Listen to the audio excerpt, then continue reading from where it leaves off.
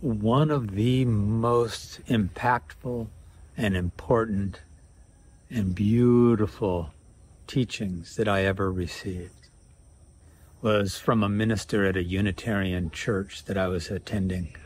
And I remember it was a guest minister. So I went to church that Sunday, and the minister who I really loved was not there. And there was a disappointment, you know.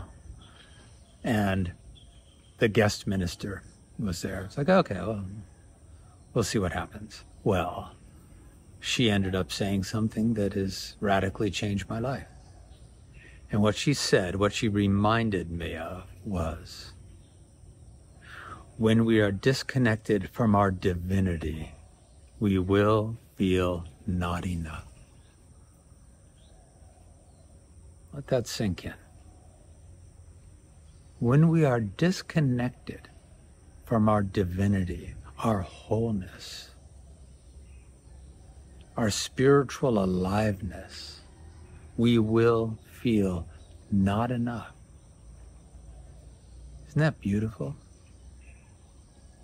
To recognize, oh, the foundational cause of all this suffering and this feeling of contraction and not enoughness and lack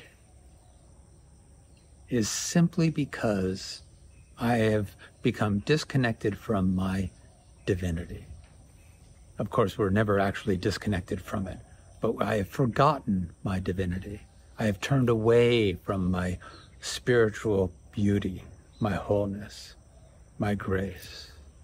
I've turned away from that. I've gotten so lost in the content of experience and the activities and the feelings and the emotions and the sensations of it all.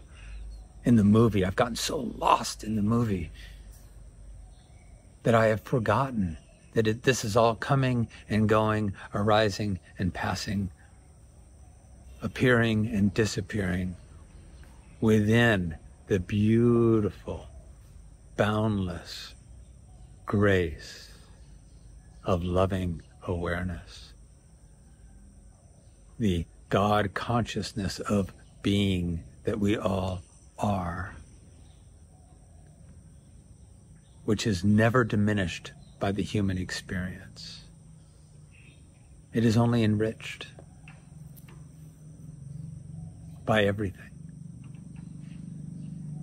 Ram Dass teaches that there is nothing on your plate that isn't the stuff of your enlightenment. There's not a morsel or crumb on the plate of your experiences on your life, in your life, that isn't of value for your enlightenment. And perhaps we can start to recognize that every moment, every breath is an opportunity to see if we can stay in love. To see if we can stay in love, because that is the nature of our being, is love. And when we have forgotten that love, when we have disconnected or feeling disconnected from that love, we will feel an emptiness, a not enoughness, a lack, our limitation, the limited experience of the personal self. Believing that that's all that we are, we have forgotten our wholeness. And that's going to create an experience of feeling lost, of feeling confused, of feeling abandoned, of perhaps feeling unloved. When we are disconnected from our divinity, we're going to get lost in our mind, in our stories, in our narratives, in our conditioning, in our programming, in the sensational dynamics of this beautiful life. We'll get so lost in that we will forget our unwavering wholeness of love.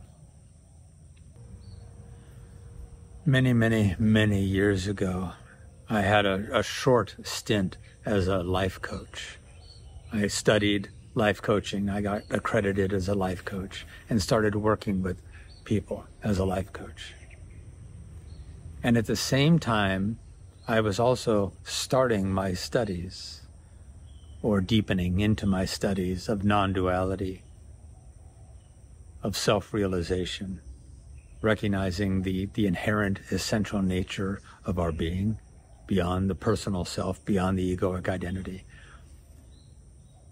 And I started to recognize that no matter what any client was bringing to me in the life coaching arena, I started to recognize that until one fundamental question was answered, all of this other stuff, helping them with anything, with navigating a relationship or a work experience or an emotional dynamic that was happening within them, that none of that could really be addressed in a way that stuck, that had a significant lasting difference, if we didn't answer a fundamental and foundational question, which was, who are you really? Are you just the egoic dynamic that is currently struggling? Are you your thoughts? Are you your beliefs? Are you your sensational body and experiences? Is that all that you are? Or is there more to you? Is there a grander, broader, more boundless nature of being that you have forgotten? So I stopped doing the life coaching because I found that no matter what anyone was going through, my answer was always the same, which was, the issue is, you don't know who you are. You are so lost in the personal experience and have so forgotten your own divinity that is the cause of all suffering. Let's address that before we address anything else. Or let's at least address that of knowing who you really are enough so that you can bring some reality, some truth, some grace to your human experience, to the full, rich dynamic of your human experience. Okay, I've moved to a shadier spot. So the invitation here is, as we're addressing the dynamics of our egoic personality and the full human experience,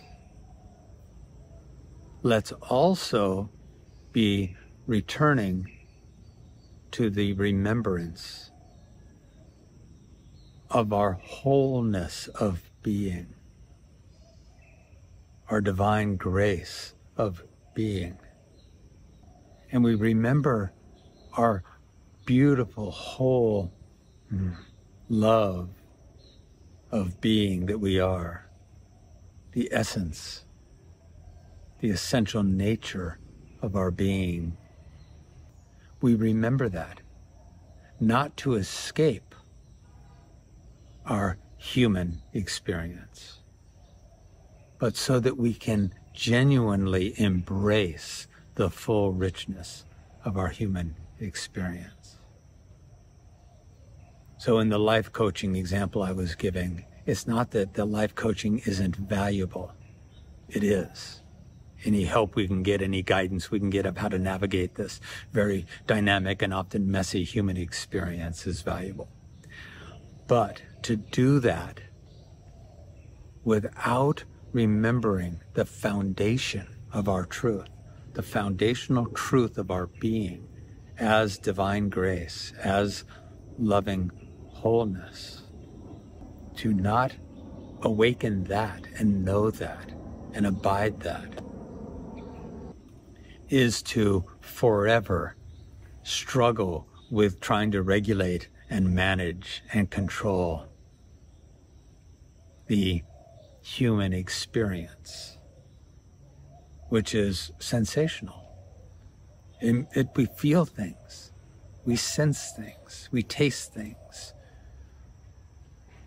We have the full emotional dynamic of being this precious human, a personal self. And that's always going to be moving through all manner of feelings and sensations, experiences. So rather than just attending to trying to get all of that to behave the way we want it to behave, the invitation here is to remember our divinity through our meditations, through our studies, through our practices, through our communities, through our conversations, to remember our truth that is unwavering and ever present, so we can bring that love to witnessing, to loving the entire human experience. Let's remember our divinity so we can always remember and embrace our wholeness of being that is, of course, always quite enough. Blessings.